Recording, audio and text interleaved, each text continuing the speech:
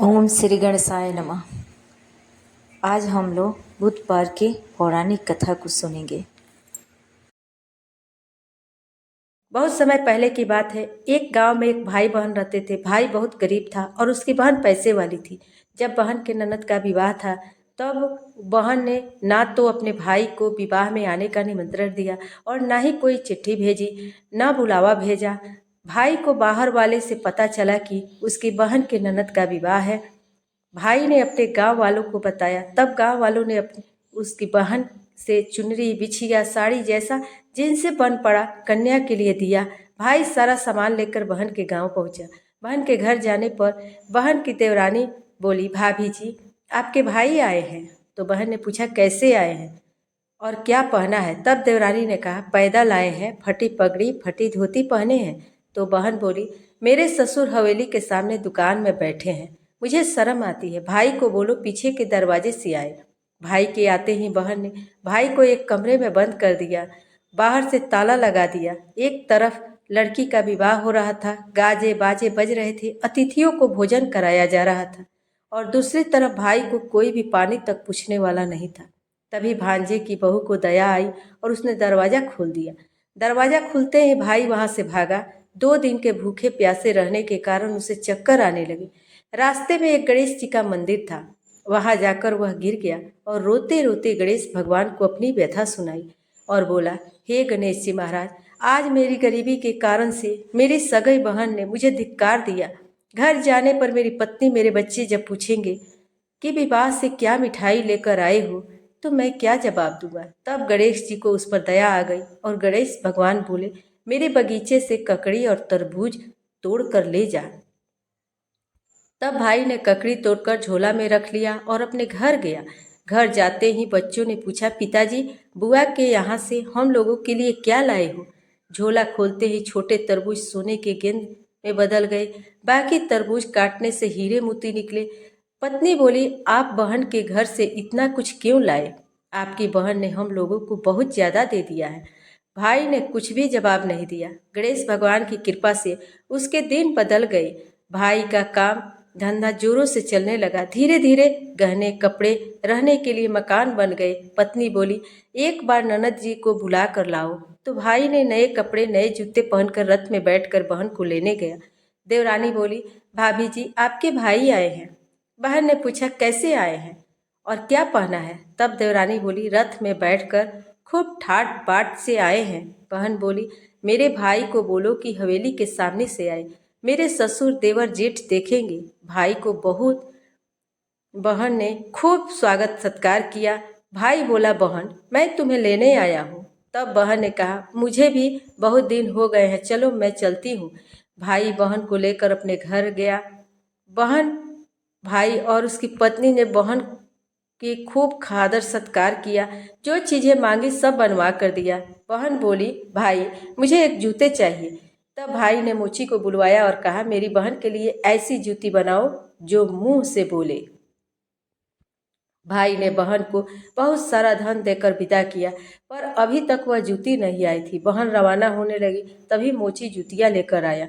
बहन ने जूती पहनते ही जूतियाँ बोली, निर्धन भाई के पैसे वाली बहन, गणेश जी का बगीचा नहीं होता तो आज क्या करती? बहन तब भाई की पत्नी से पूछने लगी, यह कहाँ से आवाज़ आ रही है? तभी भाई ने कहा, सुबह का समय है, कोई जीव जंतु बोल रहे होंगे। भाई घोड़े गाड़ी को जल्दी जाने को कहा। बहन के जाते ही पत्नी जिद करके बैठ गई कि जूतियाँ क्या बोल रही थी। तब पति ने अपनी पूरी आप बीती सुनाई, कैसे बहन ने मुझे 2 दिन भूखा रखा, कमरे में बंद कर दिया था। भांजे की बहू ने दरवाज़ा खोला, तब मैं बाहर आया और गणेश जी की शरण में जा पहुंचा। गणेश जी की कृपा से हमारे दिन बदले हैं। उसने अपनी पत्नी को सारी बात बताई। तब पत्नी बोली, अगर मुझे मालूम होता तो मैं आपकी बहन को कुछ नहीं देती, मेरा दिया हुआ सब कुछ वापस लेकर आओ। तब पति बोला, गणेश भगवान ने हमें सब दिया है, अगर वह भूखे प्यासा कमरे में बंद नहीं करती तो मैं गणेश भगवान के मंदिर में क्यों जाता? क्या मैं गणेश जी को अपना दुखड़ा सुनाता? तुम अपना मन मैला मत करो और अपने पर तो गणेश जी की कृपा है और किस चीज़ की कमी है। फिर दोनों गणेश जी के आगे झुककर प्रणाम किए और जयकारा लगाते हुए, गणेश जी महाराज, जैसे कृपा आपने गरीब भाई पर की वैसे ही अपने सभी भक्तों पर अपनी कृपा बनाए रखना। तो प्रेम से बोलिए गणेश जी महाराज की जय। अब सुनते हैं गणेश जी महाराज की अगली पौराणिक कथा। एक बार देवी तुलसी विवाह हेतु वर ढूंढने के लिए तीर्थ यात्रा पर निकली थी और ढूंढते ढूंढते वह गंगा किनारे पहुंच गई। उस समय गणेश भगवान गंगा किनारे तप कर रहे थे। उन्हें देखते ही देवी तुलसी उन पर मोहित हो गई और उनके मन में गणेश भगवान से विवाह की इच्छा उत्पन्न हुई। फिर देवी तुलसी ने गणेश जी के पास जाकर उनका ध्यान भंग कर दिया। आंखें खुलने के बाद गणेश भगवान के सामने देवी तुलसी खड़ी थी, लेकिन सामने एक स्त्री है, इसलिए अपने क्रोध को नियंत्रण में रखकर गणेश भगवान ने पूछा, आप कौन है देवी, और मेरा ध्यान भंग करने का क्या कारण है? तो जवाब में देवी तुलसी ने अपने परिचय के साथ गणेश जी से विवाह की बात कर ली। उत्तम में गणेश जी भगवान ने बोले, मैं ब्रह्मचारी हूँ, इस वजह से मैं विवाह नहीं कर सकता। अपने विवाह प्रस्ताव के लिए ना सुनने के बाद देवी तुलसी क्रोधित हो गई और उन्होंने गणेश जी को श्राप दे दिया कि उनका ब्रह्मचर्य टूटेगा और 2 विवाह होंगे। इस बात पर गणेश भगवान भयंकर क्रोधित हो उठे, क्योंकि एक तो वह स्त्री है, इसलिए ध्यान भंग करने पर भी गणेश जी ने कुछ नहीं कहा और इतनी विनम्रता के बाद करने पर भी उन्हें श्राप दिया गया। फिर गणेश जी ने भी देवी तुलसी को श्राप दे दिया कि तुम्हारा विवाह शंखचूड़ नामक असुर के साथ होगा। एक देवी होकर भी उनका विवाह एक राक्षस से होगा। यह जानकर देवी तुलसी विचलित हो गई और विनायक जी से इस कठोर श्राप से मुक्ति दिलाने की क्षमा याचना करने लगी। फिर गणेश जी को तुलसी जी पर दया आ गई। वे बोले, मेरा श्राप तो बदल नहीं सकता, यह तो सच होकर ही रहेगा, लेकिन अगले जन्म में तुम एक पेड़ बनोगी और भगवान महाविष्णु को अत्यंत प्रिय होगी। उनकी पूजा में भी तुम्हारा एक महत्वपूर्ण स्थान होगा और कलयुग के इंसानों को तुम मोक्ष का प्रदान करोगी। लेकिन तुमने मेरा तप भंग किया है और मुझे ब्रह्मचारी होकर भी 2 विवाह का श्राप भी दिया है, इसलिए मेरी किसी भी प्रकार की पूजा में तुम निषिद्ध रहोगी। इस प्रकार तुलसी भगवान की पूजा में निषिद्ध हो गई। प्रेम से बोलिए गणेश भगवान की जय। आइए सुनते हैं गणेश भगवान की विवाह की कथा। भगवान गणेश का मुख हाथी का है और एक दांत भी टूटा हुआ है। इन्हीं 2 कारणों की वजह से उनका विवाह नहीं हो पा रहा था।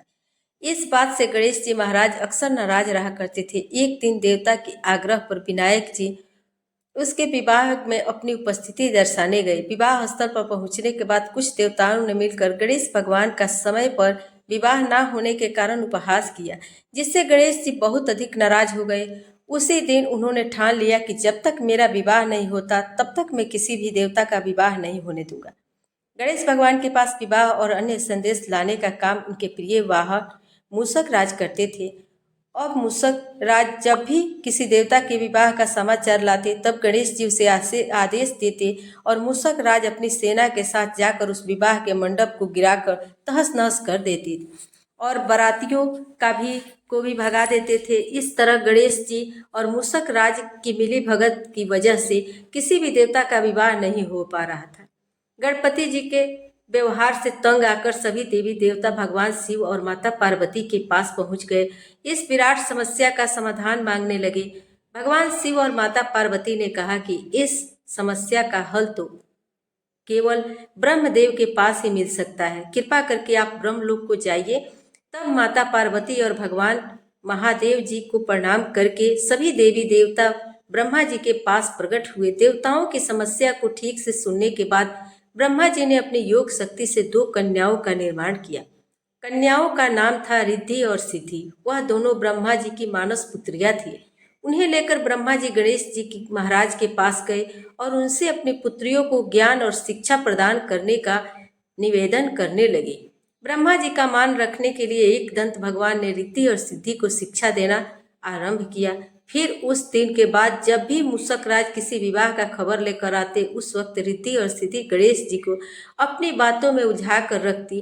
इस तरह गणेश जी का ध्यान किसी और विषय पर नहीं रहता और दूसरी तरफ देवताओं का विवाह संपन्न हो जाता।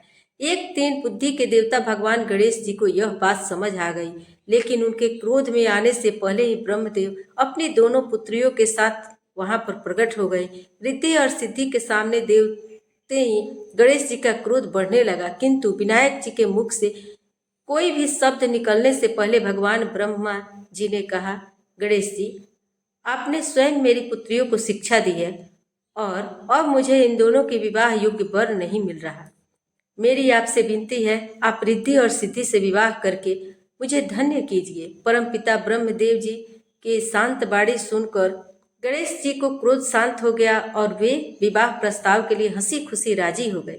विवाह के बाद अपनी दोनों पत्नियों से उन्हें 2 पुत्र प्राप्त हुए, जिनका नाम रखा गया सुख और लाभ।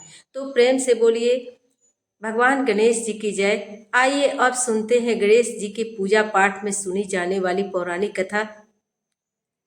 एक गांव में एक सेठ और सेठानी रहते थे। वे बहुत ही धार्मिक प्रवृत्ति के थे और वे गणेश जी के अनन्य भक्त थे। वे दोनों बिना चुके हर बुधवार के दिन गणेश जी का व्रत रखते और शाम को ब्राह्मणों को भोजन कराने के बाद अपना व्रत खोलते थे। सेठ जी का काफी बड़ा परिवार था। वे आप सब आपस में बड़े प्यार और भाईचारे से रहते थे, लेकिन सेठानी और सेठ में कोई संतान नहीं थी। इस विषय पर परिवार और गांव के लोग आपस में बहुत बातें किया करते थे। सभी लोग सेठानी को बांझ बुलाते थे। यह सभी बातें सुनकर सेठ और सेठानी बहुत दुखी होते थे। एक बुधवार के दिन सेठ और सेठानी भगवान गणेश जी की पूजा कर के मंदिर से बाहर आ रहे थे। तभी उन्हें सीढ़ियों पर एक छोटा सा बच्चा अकेले बैठा हुआ दिखा। बालक को देखते ही दोनों उसके पास गए और पूछा कि तुम्हारे माता पिता कहाँ हैं? लेकिन बच्चे ने अभी तक ठीक से बोलना नहीं सीखा था, इसलिए वह बोल ही नहीं पाया। पर दोनों सेठ और सेठानी ने बच्चे के पास शाम तक बैठे रहे।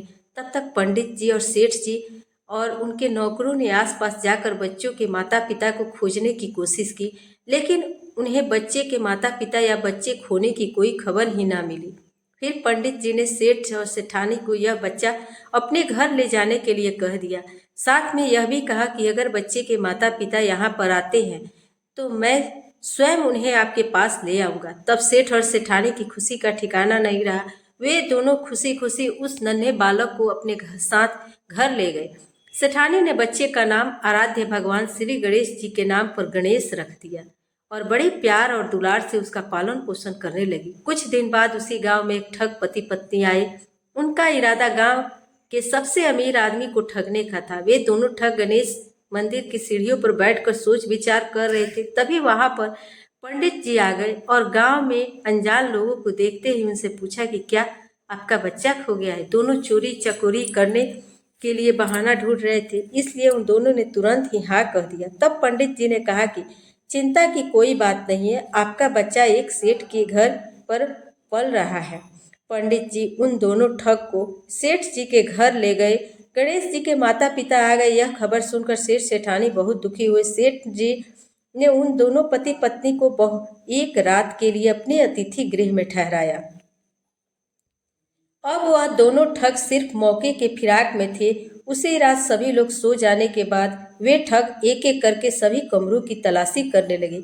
फिर वे दोनों तिजोरी वाले कमरे में पहुंच गए। छानबीन के वक्त होने वाली छोटी मोटी आवाज़ों से सेठ जी का एक नौकर जग गया और आवाज़ की दिशा में तिजोरी वाले कमरे के नज़दीक आ गया। उसने चुपके से अंदर झांक कर देखा तो दोनों ही मेहमान कीमती सामान चुरा रहे थे। नौकर ने उन्हें देखते ही धीरे से उस कमरे के बाहर की कुंडी लगा दी। चोर चोर बोलकर पूरे घर में हल्ला मचा दिया। शोरगुल की आवाज़ सुनते ही घर के सभी लोग इकट्ठा हो गए। तब सेठ जी ने उन दोनों चोर पति पत्नी को कमरे से बाहर निकाला और सुबह ही पंचायत में हाजिर कर दिया। सेठ जी ने सरपंच जी को पूरा मसला बताया और कहा कि यह दोनों तो चोर हैं, अब हम पुत्र गणेश को इन दोनों को नहीं देंगे। लेकिन वे दोनों ठग पर पति पत्नी अपनी जिद पर ही अड़ गए और बच्चे को ले जाने की जिद करने लगे। सरपंच जी इस गंभीर समस्या का एक तोड़ निकाला। उन्होंने सेठानी और दूसरी औरत को गणेश जी के सामने खड़ा कर दिया और कहा, जिसके भी आंचल से दूध की धार गणेश जी के मुंह में जाएगी, वह बालक गणेश जी उसी के पास ही रहेगा। फिर वे दोनों अपने अपने आंचल मुंह के सामने फैलाकर खड़ी हो गई। सेठानी जी मन ही मन भगवान गणेश जी का नाम जप कर रही थी। देखते ही देखते भगवान गणेश जी की कृपा से सेठानी की आंचल से दूध की एक धार गणेश जी के मुंह में गिरी और इस तरह भगवान गणेश जी सेठ और सेठानी के साथ हमेशा के लिए रहने लगी। प्रेम से बोलिए गणेश जी महाराज की जय। आइए अब सुनते हैं धन समृद्धि सुख ऐश्वर्य प्रदान करने वाली, घर में बरकत लाने वाली माता अन्नपूर्णा की बड़ी ही दुर्लभ कथा। इस कथा को श्रद्धा और भक्ति के साथ पूरा अवश्य सुनिएगा। प्राचीन काल की बात है। पुरुषोत्तमपुर नामक गांव में एक बहुत धर्मात्मा सेठ जी रहा करते थे। उनके 5 पुत्र और एक सबसे छोटी पुत्री थी। उसका नाम गौरी था। सेठ जी का भरा परिवार था। सेठ जी ने अपने सभी 5 पुत्रों का विवाह कर दिया था और जब छोटी बेटी गौरी विवाह के योग्य हुई तब उन्होंने उसका विवाह एक दूसरे नगर के अपने ही समान धनी परिवार में कर दिया। अब सेठ जी की पुत्री गौरी दुल्हन बनकर जिस घर में गई वहाँ उसका पति और उसके माता पिता का इकलौता पुत्र था। अब गौरी सब बड़ी प्रसन्नता पूर्वक अपने ससुराल में रहने लगी। गौरी बड़ी ही सदाचार गुणवान और रूपवती थी। एक दिन की बात है, जब 1.25 महीना हो गया तब सास ने गौरी की रसोई संभालने के लिए दे दिया। रसोई की सारी बातें समझाकर गौरी अपनी सासू माँ के पाँव छूकर रसोई में प्रवेश करती है। तब सास ने कहा, बहू रोज सुबह जल्दी उठकर पूजा पाठ करके रसोई में प्रवेश करना, फिर खाना बनाना। रोटी बनाते समय पहली रोटी गाय को और अंतिम रोटी कुत्ते को बनाना मत भूलना। इस प्रकार सास ने गौरी को सब कुछ समझा दिया। गौरी 4 लोगों के लिए खाना बनाती और खाना खाकर अपने पूरे परिवार को खिलाती और अंत में खुद खाने के लिए बैठती। तब वह देखती है कि उसके लिए रोटी बची ही नहीं। वह चावल दाल और सब्जी खाकर पानी पी लेती। और अब जब शाम होती तब गौरी सुबह से ज़्यादा आटा लगाया और रोटी सब्जी बनाकर रखती। जब रात्रि में सब लोग खा लेते, फिर जब गौरी खाने के लिए बैठी तो रोटी का डब्बा खोखले रहता था, उसमें एक भी रोटी नहीं थी। यह देखकर उसे बड़ा आश्चर्य होता कि उसने तो सुबह से ज़्यादा आटा लगाया था लेकिन रोटियां न बची ही नहीं। अब वह सिर्फ सब्जी खाकर पानी पीकर सो जाती। अगले दिन से दुगुना ज़्यादा आटा लगाया और रोटियां बनाई, लेकिन फिर से उसे रोटियां नहीं मिली। सभी रोटियां खत्म हो गई थी। अब उस दिन से आधे पेट खाना खाकर ही उसने रहना पड़ा। इसी प्रकार गौरी चाहे जितना भी आटा लगाती रोटियां उसे नहीं मिलती। यह हर रोज का काम हो गया था। यह सोचने लगी कि आखिर कौन नहीं चाहता कि मैं रोटियां नहीं खाऊं, मैं पेट ना भरूं। गौरी इस आस में आटा ज़्यादा गूंथती कि किसी न किसी दिन तो उसे रोटियां मिलेगी, किंतु ऐसा नहीं होता। ऐसा करते करते वह बहुत कमज़ोर और दुबली हो गई। तो भक्तजनों, ऐसे ही एक दिन की बात है, जब गौरी रसोई में सब्जियां काट रही थी तो गलती से चाकू से उसका हाथ कट जाता है और वो रोटियां नहीं बना पाती है। तो उसकी सासू माँ ने कहा, बहू रहने दो, आज से मैं रोटियां बना देती हूँ। गौरी ने कहा, सासू माँ आप आटा लगा दीजिए, मैं रोटियां बना दूंगी। तो उस दिन सासू माँ ने आटा लगाया, फिर बहू को दिया। बहू रोटियां बनाकर रख देती है। घर के सभी सदस्य रात के समय जब खाना खाने लगते हैं, सब लोग जब खाना खा लेते हैं तब बारी आती है गौरी की। तो वह बहुत दुखी मन से खाना खाने बैठती है। वह सोचती है कि आज तो सासू माँ ने आटा गूंथा है, वह भी बहुत कम, आज तो मेरे लिए रोटियां बची ही नहीं होगी। यह सोचकर बहू मन ही मन बहुत दुखी होती है। किंतु जब वह रोटी के डिब्बे को खोलती है तो उसने देखा कि उसमें 4-5 रोटियां पड़ी है। यह देखकर बहुत बहुत खुश होती है। अब क्या था, ऐसे ही 7 दिनों तक बहू की सासू माँ आटा गूंथने लगी और बहू रोटियां बनाती थी। बहू को रोज रोटियां मिलने लगी। इन 7 दिन बहू ने भर पेट खाना खाया। 8वां दिन आया तो बहू का हाथ भी ठीक हो गया था। तब सासू माँ ने कहा, गौरी बेटा, क्या मैं आज आटा गूंथ दूँ, फिर तुम आटा गूंथ लोगी? तब गौरी ने कहा, नहीं माँ, मेरा हाथ अब ठीक हो गया है, मैं आटा गूंथ लूँगी। उस दिन गौरी ने आटा गूंथा और रोटियां बनाई, सबको प्रेम पूर्वक खाना खिलाया। जब उसके खाने की बारी आई तब उसने देखा कि रोटी के डिब्बे में तो रोटी है ही नहीं, पूरी रोटी खत्म हो गई है। यह देखकर वह गौरी बहुत ही आश्चर्य में पड़ जाती है। वह सोचती है, जब सासू माँ ने आटा लगाया तब तक तो मुझे रोटियां मिलती थी, लेकिन जब से मैं आटा गूंथने लगी तो मुझे रोटियां ही नहीं मिलती, जबकि सासू माँ मुझसे बहुत ही कम आटा गूंथती थी। इसके बाद भी पूरा परिवार उसमें खा लिया करता था।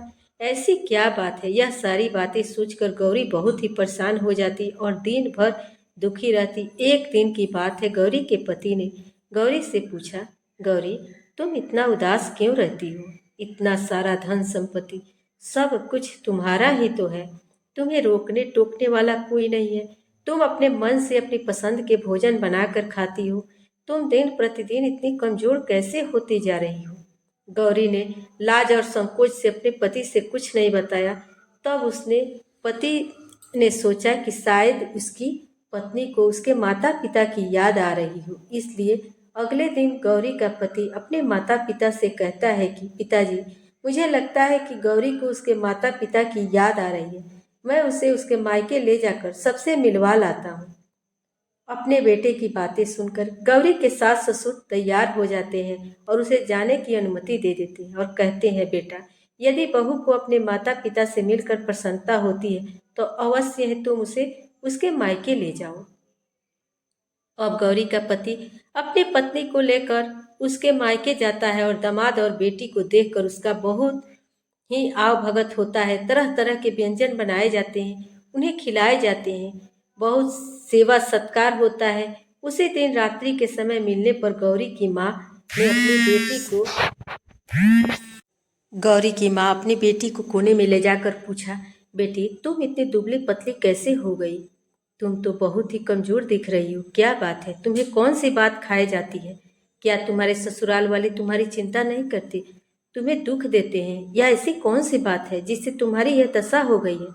अपनी माँ की बात सुनकर गौरी अपनी सारी परेशानी, सारी चिंताएं, सब कुछ बताती है। अपनी बेटी की बात सुनकर गौरी की माँ ने कहा, बेटी, हमें लगता है माता अन्नपूर्णा तुमसे नाराज हो गई हैं। इस विषय में तो मैं कुछ नहीं कर सकती हूँ, क्योंकि तुम्हारे ससुराल में हमारा बोलने का कोई अधिकार नहीं है। इसलिए मैं तो कहूँगी कि तुम यहाँ से जाने के बाद इस विषय में अपनी सास और ससुर से बात करना, वही कुछ हल बताएंगे और तुम्हारी समस्या का समाधान होगा।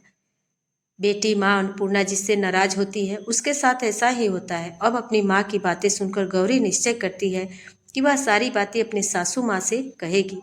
अब जब सुबह का समय होता है तो गौरी अपने माता पिता के साथ विदा लेकर अपने ससुराल आ जाती है। ससुराल आने के बाद वह अपने ससुर और पति से सारी बातें कहती है। वह कहती है, माँ जी, जब से मैं रसोई संभाला है, मैं खाना बनाती हूँ, तब से मुझे एक भी दिन रोटियाँ नहीं बचती। मैं बिना खाए ही सो जाती हूँ। किसी किसी दिन पानी पीकर ही सो जाती हूँ, किसी किसी दिन चावल सब्जी खाती हूँ, रोटी तो मुझे मिलती ही नहीं है। और माँ जी, आपको याद है मेरा हाथ कट गया था, तब आप उस समय आटा गूँथा करती थी और वह भी बहुत कम, फिर भी मेरे लिए रोटियाँ बचा करती थी और मैं पेट भर खाना खाती थी। लेकिन अब जब मेरे हाथ का घाव ठीक हो गया, तब से मैं फिर से आटा गूँथने लगी और रोटियां बनाने लगी। अब मेरे लिए फिर से रोटियां नहीं बचती, मैं आधे पेट ही खाना खाती हूँ। अपनी बहू की बातें सुनकर सास को बहुत कुछ समझ में आ गया। उसने कहा, बहू, यह शायद मेरी ही गलती है। मैंने तुम्हें सब कुछ बताया, सब कुछ सिखाया, लेकिन एक बात तो बताना ही भूल गई। ऐसा कहकर सासू अपनी बहू को हाथ पकड़कर गौरी को रसोई में ले जाती है। एक परात में आटा निकालकर उस आटे को अच्छे से गूँथती है। गूँथने के बाद उस गूँथे हुए आटे पर अपनी अंगुलियों की 5 छाप लगा देती है और कहती है कि बहू, यह माँ अन्नपूर्णा छाप होता है, उनका चिन्ह माना जाता है। आटा लगाने के बाद कोई भी स्त्री इस तरह छाप लगाती है तो उसके घर में बरकत होती है। इसका अर्थ है यह है कि माँ अन्नपूर्णा की कृपा सभी परिवार वालों पर बरसे और कोई भी सदस्य भूखे पेट ना सोए। बहू, मैं तुम्हें ऐसा बताना भूल गई, तुम आटा लगाते वक्त आटे पर अपनी 5 उंगलियों का छाप छोड़ देना और माँ अन्नपूर्णा तुम्हारे ऊपर अवश्य ही कृपा करेगी। तुम कभी भी खाली भूखे पेट नहीं सोओगी, यह बरकत का चिन्ह होता है। अब अपनी सासू माँ की बात सुनकर बहू हर रोज आटा गूँथती और फिर उस पर अपनी 5 उंगलियों का छाप छोड़ देती और रोटियां बनाती। अब बहू को हर रोज रोटियां मिलने लगी, वह भर पेट भोजन करने लगी और स्वस्थ भी हो गई। माँ अन्नपूर्णा की कृपा उस पर बरसने लगी। उसके हाथ में माँ अन्नपूर्णा का वास हो गया। घर पर कोई भी सदस्य भूखा नहीं रहता और जो कोई मेहमान आता, कोई भीख मांगने के लिए भिक्षुक आता, उसे भी वह खाना खिलाकर ही घर से विदा करती थी। इस प्रकार बहू के ऐसा करने से उसके घर में बरकत होने लगी, अन्न की वर्षा होने लगी। तो भक्तजनों, आटे को गूंथ कर उस पर 5 उंगलियों का छाप लगाना हमारी पुरानी परंपरा है। यह बात मैंने अपने दादी और मम्मी से सुना था। यह माता लक्ष्मी जी और माता अन्नपूर्णा का चिन्ह माना जाता है। ऐसा करने से माता अन्नपूर्णा सदा प्रसन्न रहती है और घर वालों पर अपनी कृपा दृष्टि बनाए रखती है। हमारे पूर्वजों से लेकर अब तक की परंपरा चली आ रही। सभी माताएं बहनें अपनी 5 उंगलियों का छाप आटे पर अवश्य ही लगाती हैं और माँ अन्नपूर्णा से प्रार्थना करती हैं कि सबका पेट भरना, सबका कल्याण करना, घर में धन की वर्षा करना। प्रेम से बोलिए अन्नपूर्णा माता की जय, गणेश भगवान की जय। आज की कथाएं अगर आपको पसंद आती है तो हमारे चैनल को सब्सक्राइब करके बेल आइकन जरूर प्रेस करिएगा और वीडियो को लाइक कीजिएगा। कमेंट में गणेश भगवान और अन्नपूर्णा माता की जय भी जरूर लिखिएगा। इसी के साथ